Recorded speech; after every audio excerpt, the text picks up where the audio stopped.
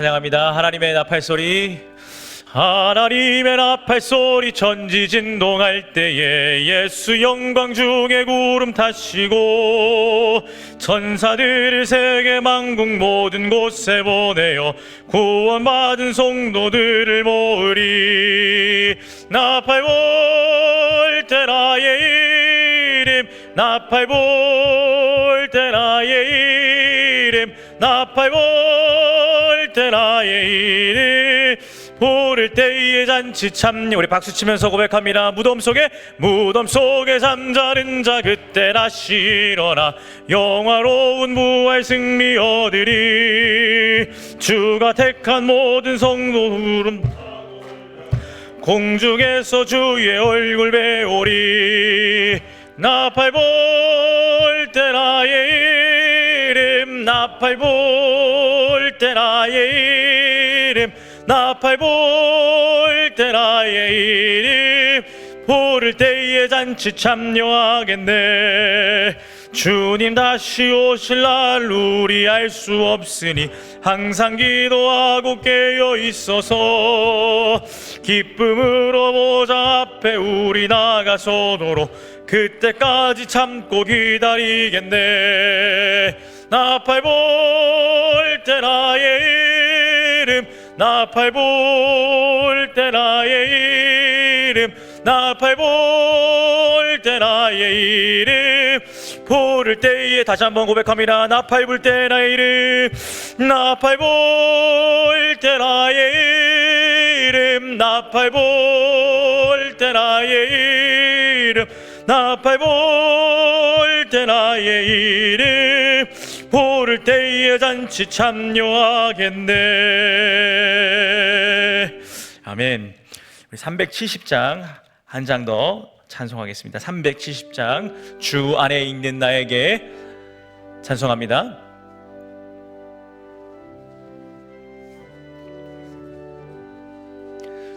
주 안에 있는 나에게 단 근심이 있으랴. 십자가 밑에 나아가 내 짐을 풀었네. 주님을 찬송하면서 할렐루야 할렐루야. 내 앞길 멀고 험해도 나 주님만 따라가리. 그 두려움이 변하여 내 기도 되었고 전날의 한숨 변하여 내 노래 되었네. 주님을 찬송하면서 할렐루야 할렐루야. 내 앞길 멀고 험해도 나 주님만 따라가리. 내 주는 자비하셔서 늘 함께 계시고 내 궁핍함을 아시고 늘 채워주시네. 주님을 찬송하면서 할렐루야 할렐루야. 내 앞길 멀고 험해도 나 주님만 따라가리. 내 주와 맺은 언약은 영불변하시니 그 나라 가기까지는 늘 보호하시네. 주님을 찬송하면서 할렐루야 할렐루야 내 앞길 멀고매도 나 주님만 따라가리. 아멘. 우리를 위해 장윤미 집사님 기도 인도하시겠습니다.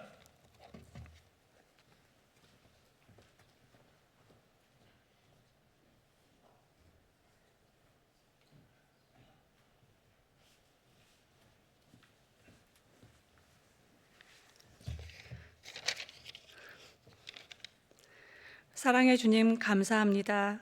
우리를 사랑하시되 끝까지 사랑해 주시는 하나님 아버지, 이 시간 구별하여 드리는 이 예배를 기쁘게 받아 주시옵소서.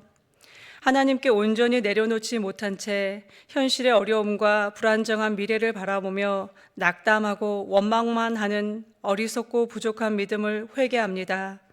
우리의 고집과 교만을 회개합니다. 용서하여 주시옵소서. 우리가 할 수 있는 것은 오직 감사와 기도뿐임을 고백하며 늘 우리와 함께 계신 주님을 단단히 붙잡고 나아가게 하시고 우리 안에 사랑을 회복하여 그 사랑을 이웃에게 전하는 삶을 살게 도와주시옵소서. 1월부터 유아 유치부에서 청년부 장년 세대가 함께 드리는 온 세대 예배를 축복하시고 어린아이의 순수한 믿음을 회복하고 어른들의 성숙한 믿음을 본받으며 성령의 능력으로 부흥하는 대양교회가 될 수 있도록 주님 인도하여 주시옵소서. 말씀 전하시는 김성환 담임 목사님을 강건하게 하시고 예배에 돕는 손길들을 축복하여 주시옵소서. 예수님의 이름으로 기도드립니다. 아멘.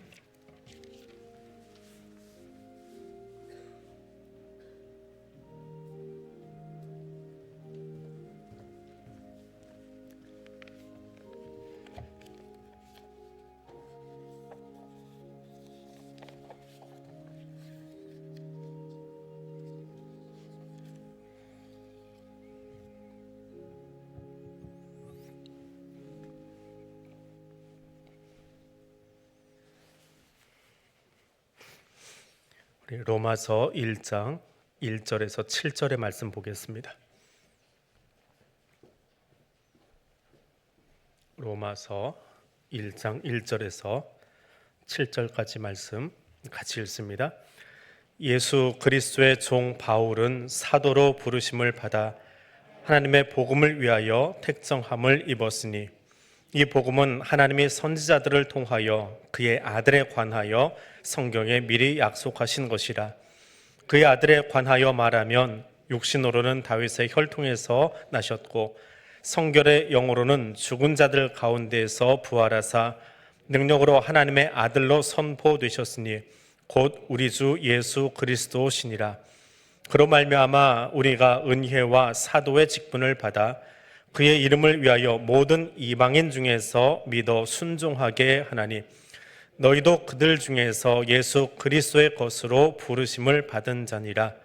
로마에서 하나님의 사랑하심을 받고 성도로 부르심을 받은 모든 자에게 하나님 우리 아버지와 주 예수 그리스도로부터 은혜와 평강이 있기를 원하노라. 아멘. 로마서는 하나님께서 바울을 통해서 우리에게 주신 참 멋진 성경입니다. 비단 분란 중인 로마 교회에만 주신 것이 아니라 오고 오는 모든 세대를 향해서 예수 십자가의 복음, 그 본질이 무엇인지를 알려주는 그런 서신입니다. 지난주에도 말씀드린 것처럼 이 서신은 여러 그 주석가들 혹은 강해 설교자들이 굉장히 다양한 관점에서 설교를 하고 또 강해를 해놓고 있는 것들을 볼 수 있습니다. 제가 제일 부러운 사람이 칼바르트라고 하는 사람인데 그분 이해하기도 힘들지만 33살 나이에 이 책에 대한 로마서에 대한 강해설을 내고 그게 이제 소위 히트를 친 거는 2판 작업이 나온 36살에 3년 만에 다시 한번 원고를 수정해서 2판이 나오는데 그것이 지금 신학생들에게는 아주 중요한 책이 되어 있습니다. 36살에 로마서 강해를 써냈다. 그때 나는 신학교 막 졸업하고 부목사하고 있을 때인데 이 칼바르트가 그때 써낸 그 강해서가 자유주의로 물들어 있던 2차 대전이 막 진행되고 있는, 그러면서 죽음이 무엇인지 삶이 무엇인지 교회가 역할을 뭘 해야 되는지 뭐 그런 혼란스러운 상황 속에서 신학도 굉장히 자유주의로 흘러가고 있는 그들에게 복음이 대체 뭐냐 하는 그 한마디를 던진 책인데 그것이 마치 폭탄과 같았다라고 서평을 할 정도였습니다. 그 책의 제일 첫 부분에 나오는 오늘 1절에서 7절까지의 강해에 대한 요점은 딱 한마디로 이렇게 정의해 볼 수 있습니다. 같이 읽어보겠습니다. 하나님은 하늘에 계시고 너는 땅에 있다. 별 느낌 없지요? 근데 저 말이 그 칼바르트의 로마서 강의를 펴자마자 제일 앞부분에 나오는 이야기의 주제어인데 굉장히 사실은 충격파였어요. 왜냐하면 사람들이 자기가 알고 있는 그 알량난 신학, 그렇게 표현해서 죄송한데 뭐 신학 교수님들 혹은 신학자들, 목사들 하나님을 알기 위해서 열심히 공부하고 연구하고 논문 쓰고 설교하고 하는데 그렇게 해봐야 하나님 어디 계신다고요? 하늘에 계세요. 너는 땅에 있어요. 땅에 있는 내가 얼마나 열심히 연구해서 하나님을 다 알 수 있느냐, 하나님을 얼마나 안다고 내 마음대로 재단하고 연구하고 정의하고 말하고 하나님이 이런 분이야 라고 말하느냐, 그거 불가능하다라고 하는 겁니다. 로마서는 그런 하나님이 누구인지를 적고 있습니다. 하나님이 어떤 분인가, 하나님이 이 땅에 우리에게 하신 일, 그것이 한마디로 한 단어로 이야기하면 복음인데 복음이 대체 뭐냐라고 하는 거지요. 이 로마서를 가지고 한국교회 뭐 여러 가지 프로그램들이 있고 하지만 제일 그래도 복음적으로 잘 만들어 놓은 것 중에 하나가 옛날에 옥하는 목사님이 만들어 놓은 제자훈련 과정이에요. 그게 로마서를 풀어서 그 구역장 공부시키려고 만들어 놓은 프로그램이 제자훈련인데 개교회들은 뭐 제자 만들려고 막 그걸 갖다 쓰더라고요. 근데 옥 목사님은 그게 아니라 제자가 대체 뭐냐, 제자는 어떤 사람이냐 하면서 그걸 설명하기 위해서 1년 동안 로마서를 풀어나가요. 그 책 속에, 그 제자 훈련이라고 하는 교재 속에서 그걸 쭉 풀어나갑니다. 근데 그게 얼마나 힘이 있는지 저도 한 10년, 거의 15년 가까이 제자 훈련을 했던 것 같아요. 우리 교회 와서는 지금 제가 안 하고 있는데 이 제자 훈련 과정을 1년 동안 쭉 하고 나면 이단에 빠져서 그 이단 교회에서 헤어나오지 못하고 허우적거리고 있던 분들이 1년 그 로마서를 꾸준하게 공부하고 나면 이단이 뭐다라고 가르쳐주지 않아도 정신을 차립니다.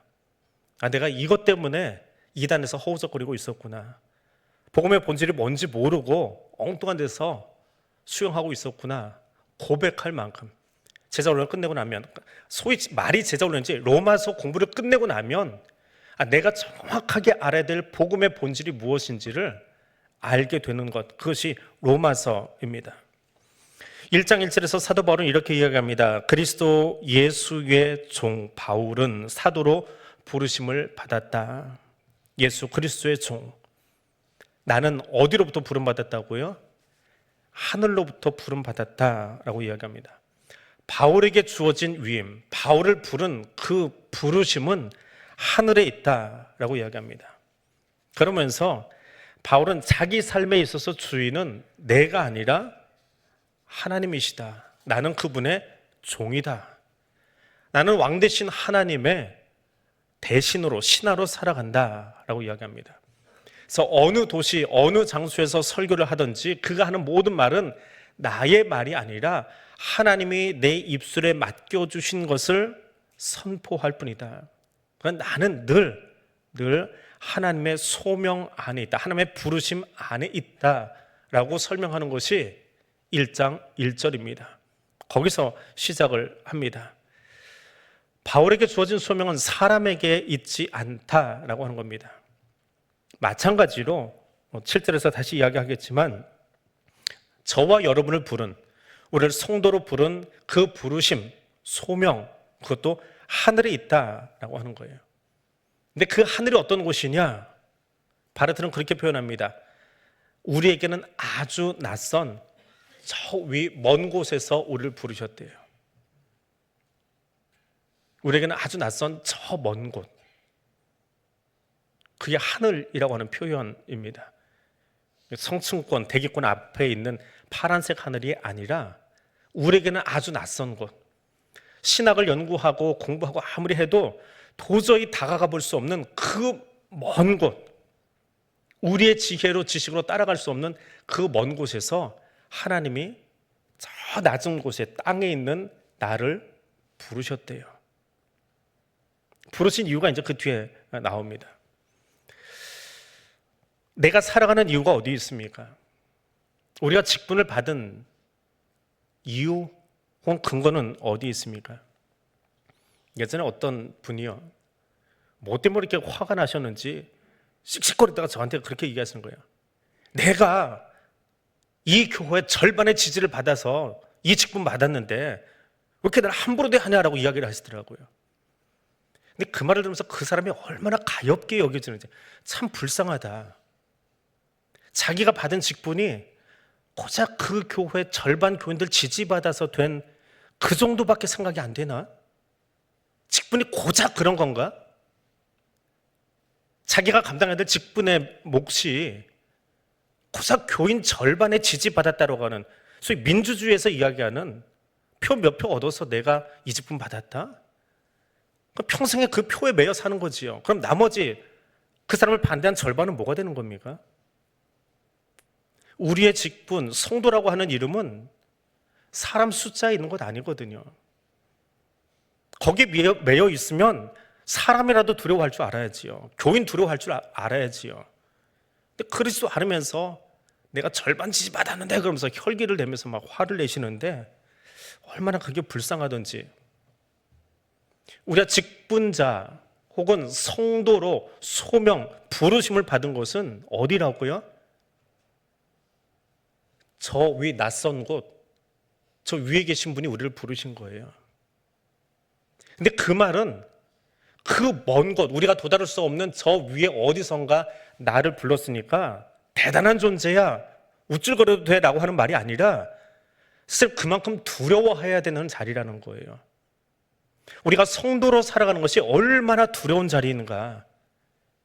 땅에 있는 사람들이 표 몇 표 줘가지고 대통령 돼도 국민을 무서워해야 되는데 하늘을 창조하신 그분이 저 위에 계신 분이 나를 부르셨다고요.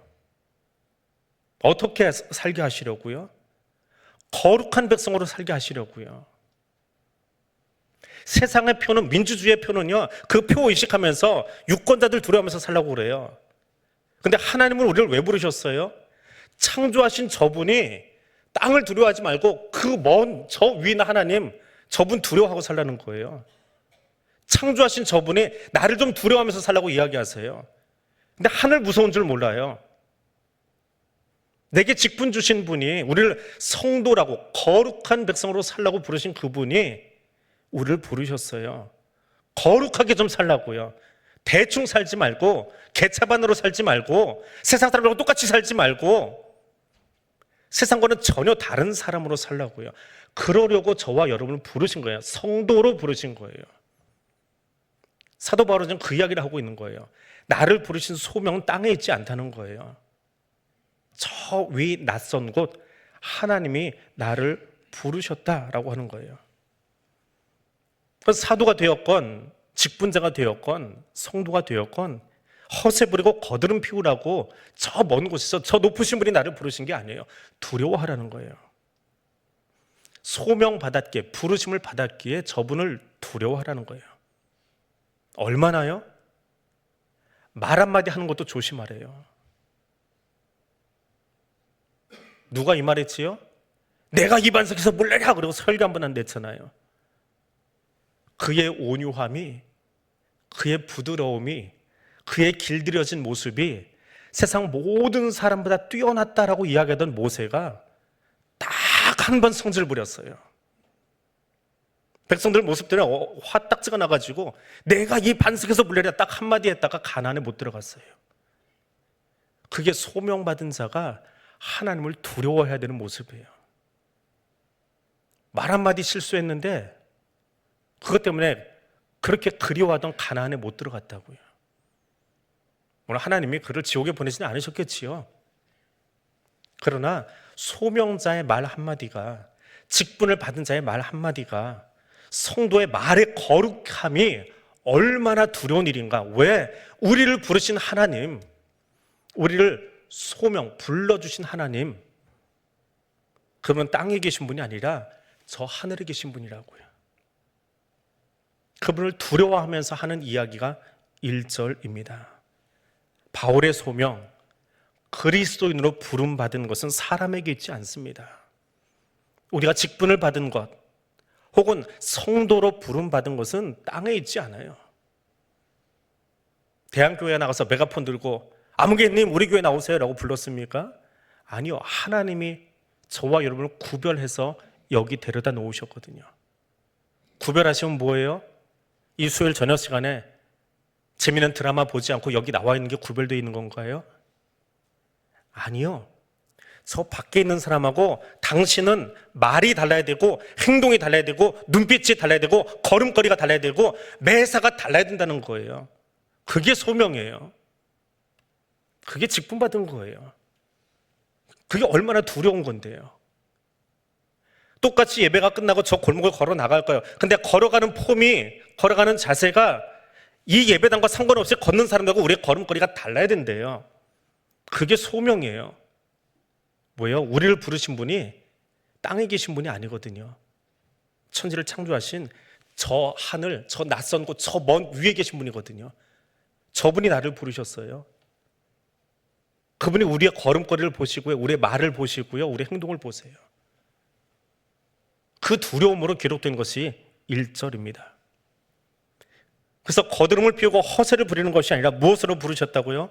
종으로 부르셨대요. 예수 그리스도의 종으로 부르셨대요. 종으로 선택됐대요.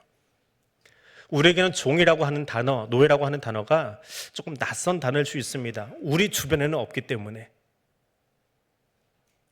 그런가요? 아니요.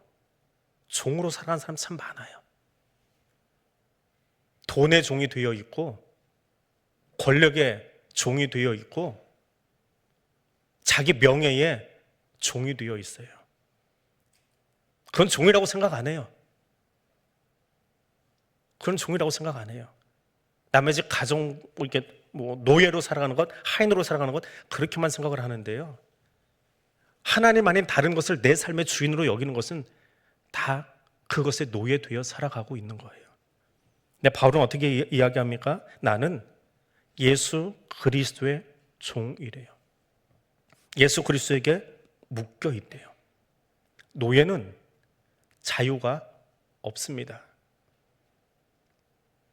어떤 분이 예전에 페이스북에 보니까 자기 그 페이스북 하시는 분들이 있지요. 뭐 안 하시는 분도 있겠지만 거기 자기 소개를 참 자세하게도 올려놓으세요. 어디서 태어났고 어느 학교 다녔고 지금 어느 직장 다니고 하는데 그 중간에 보면 그런 칸이 하나 있어요.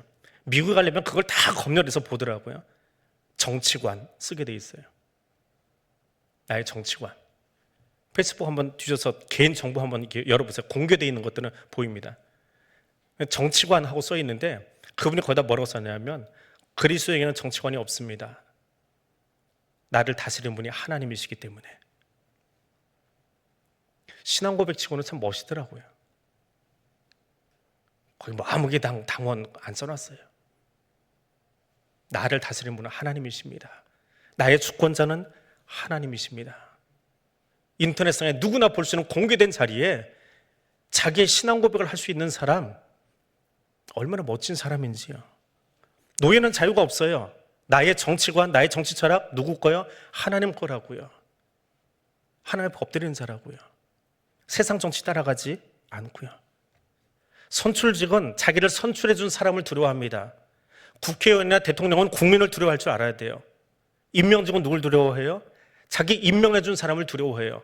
왜? 그 사람이 자기의 생사 요자권을 가지고 있으니까요. 그럼 우리는 누구를 두려워해야 돼요? 그리스도인은 누구를 두려워해야 돼요? 여기 써 있잖아요. 예수 그리스도의 종이라고요. 그분이 나의 생사 여타권을 가지고 있어요. 그분이 가나안에 들어가게 하실 수도 있고 못 들어가게 가로막을 수도 있어요. 오늘 멈추라 하시고 천국으로 부르실 수 있는 분이 하나님이세요.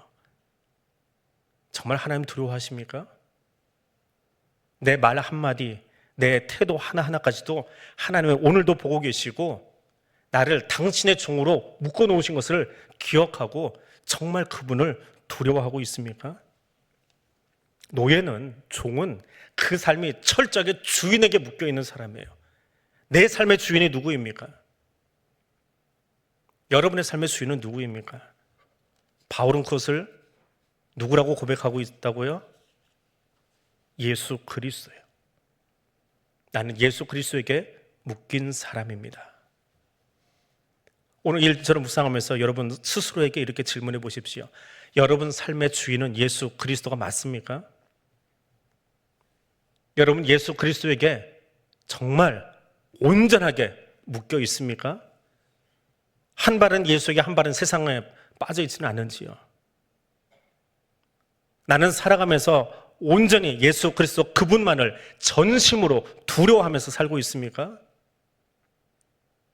그 예수가 저를 부르셨고요. 여러분을 부르셨습니다. 바울의 고백이에요. 예전에는 자기가 스스로를 구별했어요. 나는 세상 사람처럼 살고 싶지 않아. 좀 다르게 살 거야. 그래서 스스로 바리새인이 됐어요. 바리새인은 누가 시킨 거 아니에요. 스스로가 선택한 거예요. 유대 사회 안에 살면서 스스로 선택한 거예요.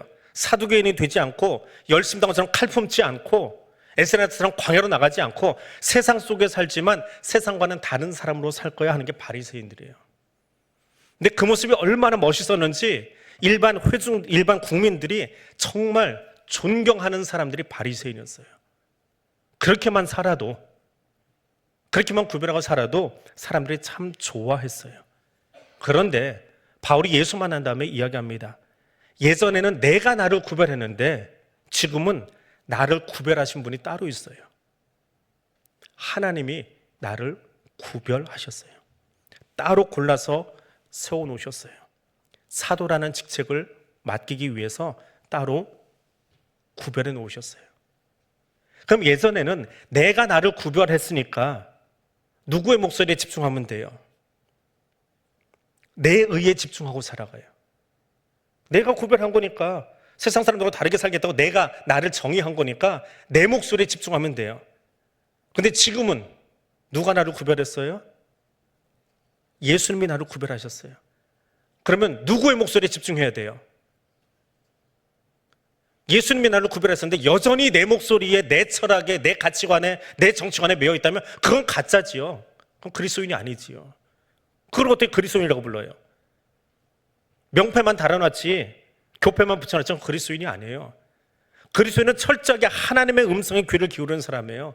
오늘 내 삶에 있어서, 오늘 나의 결정에 있어서, 오늘 나의 태도에 있어서 하나님이 뭐라고 하시는지 들릴 때까지 엎드리는 사람이에요. 그것이 사도로, 그리스도인으로, 성도로 부름받은 사람이에요. 그 목소리에 집중하다 보니까 에베소에서 사람들이 난동을 피워도요, 벨릭스 총독 앞에 가서 재판을 받아도요 두렵지 않아요. 하나님이 하실 걸 알기 때문에요. 사람들이 어쩔까 전전긍긍하지 않아요. 하나님이 역사의 주권자이심을 안다면 오늘 내 몸은 사람 재판장 앞에 있지만 하나님이 역사 끌어가신 걸 안다면 두려워하지 않아요. 당당할 수 있어요. 사람이 두려우니까 숨어 다니지요. 피해 다니지요. 사람 의식하지요. 바울이 벨릭스 총독 앞에서도 당당할 수 있는 것, 그건 그의 삶을, 그의 앞으로의 행로를 하나님이 책임지고 이끌어갔을 것을 믿기 때문에 그래요. 근데 그렇게 살다가 그래도 세상살이가 억울할 수 있어요. 그럼 어디로 가야 돼요? 하나님 앞에 엎드려야 돼요. 그렇게 살다가 인간인지라 세상이 두려울 수 있어요. 다 감내할 수 있다? 그건 거짓말이에요. 살다 보면 두려운 것 있어요. 깡패 만나면 무섭잖아요. 강도 만나면 칼 들고 쫓아오는데 두렵잖아요. 그 상황 속에서도 하나님을 바라볼 수 있는 용기를 구할 수 있어야 돼요. 쉽지 않아요. 그래서 그리스도를 사는 것이 쉽지 않아요. 세상의 방법을 택하지 않고 하나님만 바라본다라고 하는 것은 설교 시간에 제가 지금 설교하고 있는 것은 그렇게 쉬운 이야기 아니에요. 설교하는 저도 어려워요. 설교 듣고 아멘은 하지만 그렇게 살아가는 것이 마냥 쉬운 결정은 아니에요. 그래서 성도는, 직분자는 그리스도인으로 살다가 늘 나를 부르신 그 부르심을 생각하고 기도 자리에 나가야 돼요. 두려워서, 어려워서, 이해되지 않아서, 낙심돼서, 절망이 찾아와서 그래서 가는 거예요. 기뻐서도 가지만 이해되지 않는 상황들이 너무 많아서 그때마다 하나님 앞에 가서 엎드리는 거예요. 언제까지요? 하나님이 나를 이해시켜 주실 때까지요. 내 의가 나를 끌어내는 것이 아니라 하나님의 의가 내게 전가되어서 그분이 내게 말씀하실 때까지 엎드리는 거예요. 그것이 예수 그리스도의 종이고 성도입니다. 하나님의 바울을 부르신 다음에, 저와 여러분을 부른 다음에 우리에게 주신 것이 하나 있어요. 그것이 복음입니다. 복음이 무엇인가요? 복된 소식이지요. 복음, 복된 소식. 그것은 나와 전적으로 다른, 로마서에서 계속 이야기하는, 1절에서 7절에서 계속 이야기하는 것, 나와는 차원이 다른 저 멀리, 저 위에 계신 그분이 내게 주신 거예요. 이게 복음이에요. 대학 합격한 거 아니고, 직장 취업한 거 아니고, 오늘 로또 당첨된 거 아니고, 복음은요 원래 우리 게 아니에요. 저 하늘에 속한 거예요. 근데 하늘에 속한 그것을 우리에게 주셨어요. 그게 뭐예요? 예수예요. 예수는 원래 내 게 아니잖아요. 하나님은 우리를 너무나 사랑하셔서 아낌없이 내어준 하나님의 사랑의 확증이 예수 그분이에요. 예수가 복음이에요. 예수가 빠져나가면 대학을 합격해도, 직장에 취업을 해도, 뭘 해도요 그건 복음이라고 말하면 안 돼요. 그냥 기쁜 일이에요. 기쁜 소식일 뿐이에요. 복음은, 요한계시록은 예수 그 자체예요. 예수를 우리에게 주셨어요. 하늘의 일은 우리가 잘 알지 못합니다.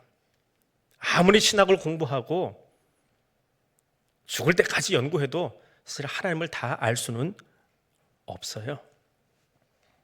예전에도 한번 들려드린 이야기지만 신학교 들어가서 학부 1학년 1학기 구약학기론 첫 시간에 교수님이 하신 이야기예요. 그건 늘 머릿속에 담고 있어야 교만해지지 않을 것 같아요. 내가 장신대 구약학 교수지만 내가 아는 하나님은 코끼리 꼬랑지에 털을 한 오락에 붙잡고 그거 가지고 박사학위 쓰고 이게 하나님이야 라고 너희를 가르치고 있어. 근데 누군가는 다리를 붙잡고 하나님이 이런 분이야 라고 말해. 근데 나중에 천국 가서 보면 하나님이 얼마나 크신 분인지 그때서야 알고 나면, 야, 내가 이거 해놓고 장신대에서 구약학 박사라고 소리 지르고 있었구나 라고 말할지도 몰라. 우리는 우리가 아는 만큼 장로교회 전통에서, 감리교회 전통에서, 성결교회 전통에서 이만큼 만지면서 이게 하나님이야 라고 연구하고 배웠고 그걸 설교할 뿐이야. 감리교는 요쪽 만지고 있고, 하나님은 너무나 크신 분인데 코끼리 꼬랑지 하나 붙잡고는 평생 연구해놓고 이게 하나님이야. 근데 이게 전부가 아닐 수 있다는 거죠. 우리가 모르는 것이 더 많은 것. 그러니까 그분이 하나님이라는 거예요. 어느 날 갑자기 뚝 떨어진 이야기가 아니라, 갑자기 찾아온 어떤 느낌과 희열이 아니라, 복음은 사실 더 크고 놀라워요. 평생을 봐도 예수를 알아가면 알아갈수록, 만나면 만날수록, 내가 10대에 만난 예수님하고 20대에 장신대 그 동산에서 기타 치면서 만났던 예수님하고 지금 오늘 만나는 예수님은 또 달라요. 너무 커요. 다 알 수 없어서 더 좋아요. 그 예수님이 너무 커서 10년 뒤에도 아직 설교할 예수님의 내용이 너무 많아서 그래서 더 좋아요. 또 그렇게 만나 주실 거거든요. 왜? 예수님은 땅에 계신 분이 아니라 하늘에 계신 분이거든요. 그분을 우리에게 주셨어요. 근데 그 이야기가 저만 그런 게 아니라 오늘 말씀해 보니까 예전에 선지자로부터 예언자들 통해서 계속해서 그 메시아를 알려주셨어요. 선지자를 통해서는 요만큼, 예언자를 통해서는 요만큼, 신약성경에서 요만큼 계속 알려주고 있는 거예요. 근데 그게 다일 수는 없어요. 그냥 그 선지자가 알고 있는 언어를 통해서, 그 예언자가 알고 있는 언어를 통해서 목사가 알고 있는, 김수환 목사가 알고 있는, 이해할 수 있는 언어를 통해서 그 하나님을 표현하고 알려드릴 뿐이에요. 근데 그보다 하나님은 사실 더 크세요. 그게 전부가 아니더라라고 하는 거예요. 그래서 바울에게 복음은 예수예요. 예수 빠진 것은 복음이 아니에요. 복음은 오직 예수입니다. 죽은 자 가운데서 살아나셔서 부활하신 분, 그리고 하나님의 아들이시고 그 보좌 우편에 앉아 계신 그분이요. 그래서 지난주에도 말씀드렸지만 마틴 로이드 존스 목사님이 로마서 강의를 하면서 1장부터 시작하지 못하고 3장으로 넘어가서 시작할 수밖에 없었던 그 이유, 이제는 율법 외에 하나님의 한 의가 나타났으니 율법과 선자들에게 증거를 받은 것이라. 그 선자들이 증언했던 그 예수, 그 메시아, 그분이 우리에게 오셨다. 그분이 누구냐? 이거 설명해 놓고 시작해야 로마서를 이야기를 하지. 그거 아니고 서론 이야기하고 인사 이야기하고 그래서는 안 되겠다. 이게 그 로이드 존스 목사님의 로마서를 읽은 감동이었거든요. 저는 그분 건 따라가지 않습니다. 그냥 제 나름대로 1장부터 시작하는데, 로마서를 읽으면서 우리가 신앙생활하면서 예수 빼놓고 나면 말짱꽝이에요. 내 삶에 예수 없으면 다 헛거예요. 예수 만나지 못하고 교회를 40년 50년 다녔으면 그냥 친목 모임 다니신 거예요. 예수 만나셔야 돼요. 우리에게 분명하게 나타난 하나님의 의요. 예전에는 바울의 고백처럼 내가 나를 구별했어요. 근데 지금은 내가 구별한 게 아니라 하나님이 구별하셨어요. 세상 속에 있지만 그렇게 살지 말고 나를 바라보고 나에게 매어서 내가 원하는 말, 내가 원하는 눈빛, 내가 원하는 걸음걸이, 내가 원하는 삶, 내가 그렇게 살았으면 좋겠다. 바울은 사도로 불렀다면 나는 너를 성도로 불렀어. 나는 너를 권사로 불렀어. 나는 너를 장로로 불렀어. 거기에 맞게 거룩하게 좀 살아줘. 내가 그래서 너를 선택한 거야. 그러니까 그 선택이, 그 부름이 얼마나 두렵고 떨리는 일이냐고요. 비단 바울에게만 하신 이야기가 아니에요. 우리 모두에게 주신 이야기예요. 우리를 그렇게 특별하게 구별된 자로 살아가라고요. 세상에서 살고 있지만 세상에서 누군가는 목사로, 누군가는 기업인으로, 누군가는 의사로, 누군가는 운전하면서, 누군가는 정치인으로 살아가지만 세상에 그 사람들처럼 똑같이 살지 말라는 거예요. 구별된 의사로, 구별된 기업인으로, 구별된 교사로, 구별된 정치인으로. 누굴 두려워하라고요? 세상은 사람 두려워하고 살지만 너는 나를 두려워하고 나에게 매여서 나만 바라보고 내가 원하는 거룩한 삶을 살아라. 이것이 우리를 부르신 부름의 진짜 목적이에요. 이 시작은 어디에 있습니까? 바울의 열심에 있지 않지요. 바울이 특별히 마음이 탁월해서 하나님을 그렇게 바라보았나요? 아니요. 나를 부르신 그 부르심이 어디에 있음을 알기에? 하늘에 있음을 알기에. 저와 여러분을 부르신 부름이 어디에 있다고요? 저기 하늘에 있어요. 우리가 다다를 수 없는 저 먼 곳, 우리에게는 정말 낯선 곳, 그곳에 계신 하나님이 저와 여러분을 부르셨어요. 그 높고 높은 만큼 그 거룩한 삶의 자세를 지향하고 살아가라고 저를, 여러분을 부르셨어요. 땅에서 대충 법 없이 살 수 있는 그런 사람 살라는 거 아니에요. 하늘이 멀고 먼 만큼, 높은 만큼 그 거룩함으로 살아가래요. 그러려고 부르셨어요. 그러려고 직분 맡기셨어요. 그러려고 성도로 살게 하신 거예요. 그거 잊어버리면 내 의에 파묻혀서 나 드러내려고 살아갑니다. 여러분, 하나님 기억하고 살아갈 수 있기를 원합니다. 앞에서 했던 질문 다시 한번 합니다. 여러분의 삶의 주인은 예수 그리스도가 맞습니까? 여러분의 삶은 예수 그리스도에게 묶여 있습니까? 여러분은 예수 그리스도 그분을 전심으로 두려워하면서 살고 있습니까? 바울을 그 마음으로 부르시고 우리를 그렇게 부르신 하나님, 저 질문에 우리가 예스라고 아멘이라고 대답하기 시작할 때, 그때 비로소 우리는 세상을 향한 제사장으로 살아갈 수 있는 거예요. 내가 구별되고 하나님이 두렵기에 두려운 마음으로 저 폐역한 세상들 가로막아서서 저들을 살려주세요라고 소리 낼 수 있는 거예요. 그때예요. 나도 하나님 앞에 바로 서 있지 못하면, 구별되지 못하면 어떻게 가로막았어요? 그렇게 지성도서 들어갔다 죽으려고요. 하나님 앞에 나를 구별하며 살아갈 수 있기를 원합니다.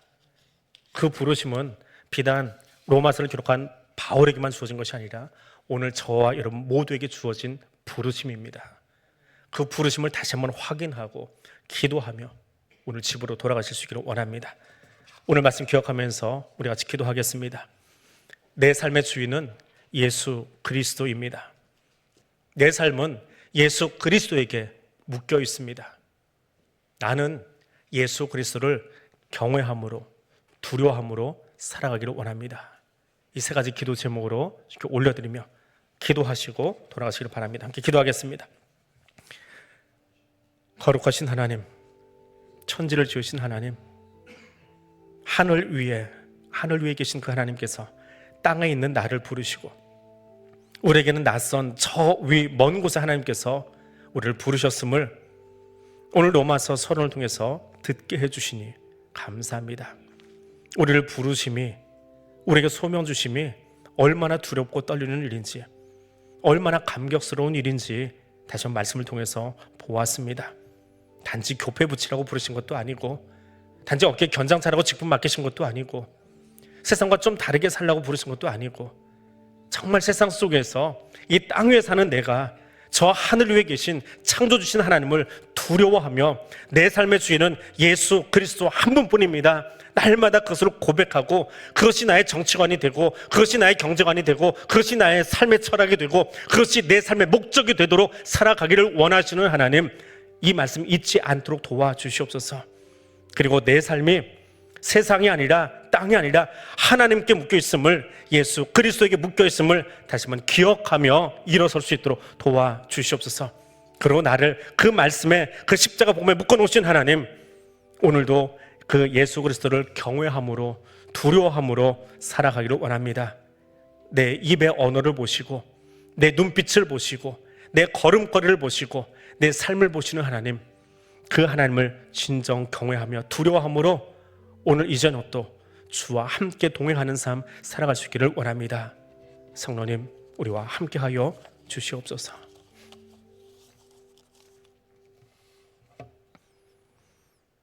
내 삶의 주인은 예수 그리스도입니다. 내 삶은 예수 그리스도에게 묶여 있습니다. 나는 예수 그리스도를 경외함으로 오늘을 살아가기를 원합니다. 예수님 이름으로 기도드립니다. 아멘. 하늘에 계신 우리 아버지, 아버지의 이름을 거룩하게 하시며 아버지의 나라가 오게 하시며 아버지의 뜻이 하늘에서와 같이 땅에서도 이루어지게 하소서. 오늘 우리에게 일용할 양식을 주시고 우리가 우리에게 잘못한 사람을 용서하여 준 것 같이 우리의 죄를 용서하여 주시고 우리를 시험에 빠지지 않게 하시고 악에서 구하소서. 나라와 권능과 영광이 영원히 아버지의 것입니다. 아멘.